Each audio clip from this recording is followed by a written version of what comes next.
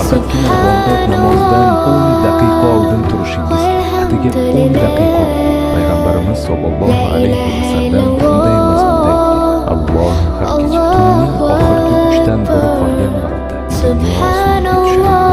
kim menga duo qilsa unga ijobat qilaman, kim mendan so'rasa unga beraman, kim menga istig'for aytsa uni mag'firat qilaman deb aytadi. Ushbu kechaning so'nggi 3-qismi bomdod namozi boshlanishidan 10 daqiqa oldindan ham topishingiz mumkin. Sizdan talab qilingan narsa bomdod namozi kirish vaqtidan atigi 10 daqiqa oldin uyg'onish xolos. Bomdod namozidan 1 soat emas, atigi 10 daqiqa avval qiyomul layl namozini o'qishga harakat qiling va Alloh subhanahu va taolo biz bandalarga bergan bu aql bovar qilmas inoyatini u zot ato etgan idrok ila ruhingizga singdiring. Kechasi uyqudan uyg'onib qalbingiz qanday o'zgarganini tuyasiz. Siz uni hech qachon avval bunday bo'lmaganini his qilasiz.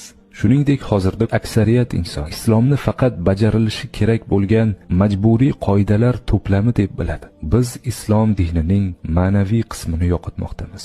Biz Alloh bilan, yaratuvchimiz bilan aloqani yo'qotib boryapmiz. Ammo agar siz hali ham bu aloqani izlayotgan bo'lsangiz, o'rningizdan turing va qiyomul laylni ado qiling. Siz qalbingizdagi narsalar o'zgarib ketganini his qilasiz va siz islom olib kelishi kerak bo'lgan sakinat, huzur, ko'z yoshlarni his qilasiz.